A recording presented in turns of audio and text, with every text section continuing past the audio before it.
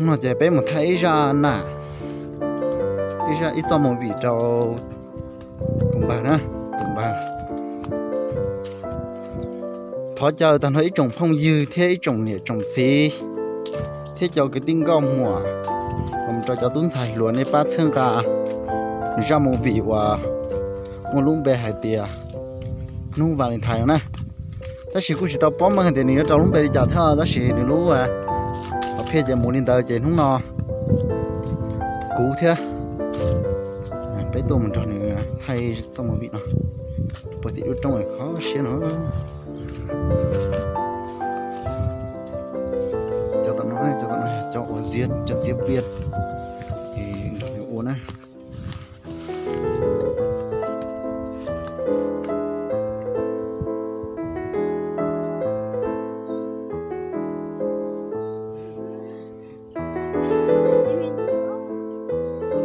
nó thì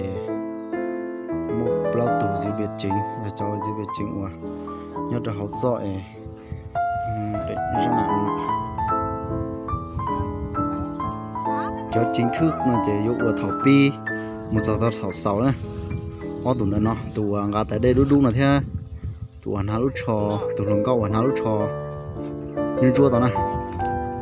thế tụi nó lúc trò đây đây một tí tao này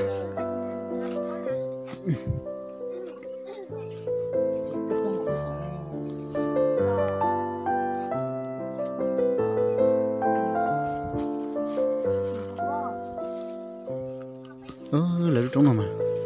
trống lia thế lúc trống chuyện làm nó chuột đi luôn sao tuần tàu giờ lúc chưa bé cháu là khó xếp thế nó giờ chân bé sữa mà tí trống lệ đã thu sữa cái tía không gì nó chỉ bé giờ lúc chưa bé cháu không nhiều sáu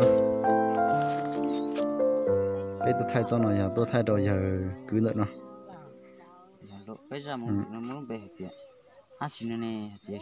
ship luôn mua vàng thay nó. Được có giới thiệu đó là gì? Các chuyện là để ship luôn mua vàng thay nó, nó khó. Chỉ ship luôn bệt chân này, thật bí này. Có tiếng ba thợ nó chưa, chỉ tao nó chưa là tiếng nó chưa bây giờ các bạn này. Nó chia là bé mua ship rồi để bé thay ship tao kế rồi để bé thay ra hết tiệt, món vị ship lọt chay nhung. Được giờ nó mà giờ ban thế đó. Bé thay ra họ tạt thì bé lọt để ba bị la lọt thay ra nó này, ta chỉ mà bé lọt thì bé uống tàu thì bé ha, một số ta bé cho cá tôi thay đuôi. Chỉ có giới thiệu mình chỉ có lú chăn nuôi rồi là sao? Lú tệ hùa thì rau chua lì to xía này. Giờ lộ giờ mua cho chăn nuôi đó đó là lú họ thì giờ lú chính thức này. Cho cụ chọn cao tệ hùa thì rau chua lì chăn này nó. Nên từ sáng một sáng giờ chọn câu tí chọn câu hay thế tí chọn câu chừng rồi rong thế này nên mà sáng nhớ đó giờ nó chăn nuôi giờ nhiều khách cho nên thằng lòng đây. Tận tên thì cụ chọn húi chọn câu hay chập rồi tận nó đồ đi tại chia thế. Giờ nó chỉ bón đồ tàu thế giờ bón đồ tàu chỉ tứ quế chọn câu tại đầu thế. Giờ tứ quế ra cho họ cụ tụ chăn nuôi thế. Ta chỉ chỉ này răng cao không muốn bể hết tiệt, qua bỏ chả là chỉ trong này nhiều khách sạn chỉ mua cũng thay thế xí cho ở bên luôn nhờ sao tông chỗ mà tới tờ lộ sẽ chế đây nó ơi giờ xí luôn đó sẽ cả của cha yêu của một bông rồi thế họ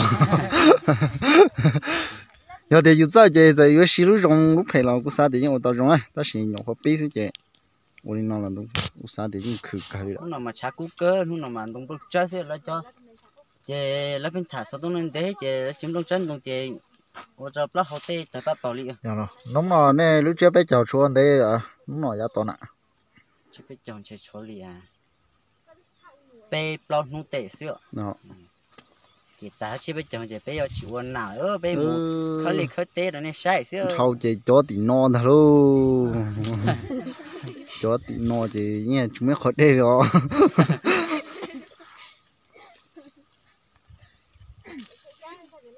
thì chẳng bây giờ một to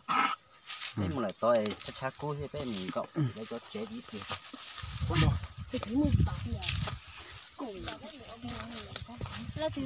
ê chúa bị chả chả nè chúa là gì ờ bé với nhau cái mà nó chơi nó có lý thủy giờ để cho nó chơi chúa ít chả thế ít chả trí nó sao chả trí gì chỉ có ót chả thế này ta chỉ ót chả nó nhìn lú xíu à chơi lú xí này nhưng mà sai tổng tên nữa rồi tôi liền to xíu là nó xử lý có xí rồi nó chỉ một chân nụ cho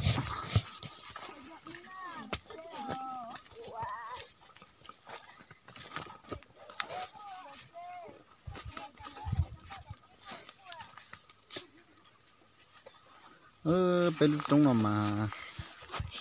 กูdùng nhỏ cửa thế là chỉ mà khó sát tập tài đi cho giờ mình chỉ to xía là đây dạ mình chỉ bên nông bị chơi là nó chỉ dọn lấy cho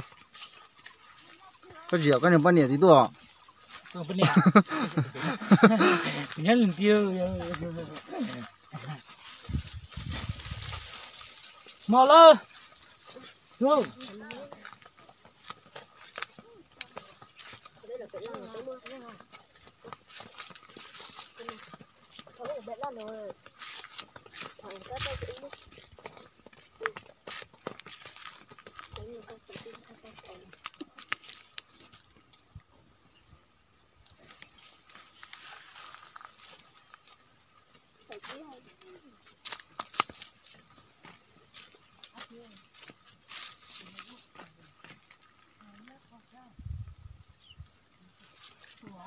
ô chỉ bỏ ít đồ tôi là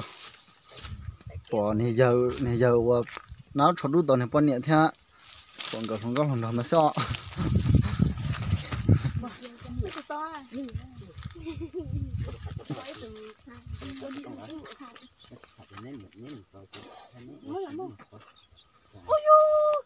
thay gì thay chùa tôi muốn chơi ra thì bây giờ thì nhau thay chùm chơi làm như một cái là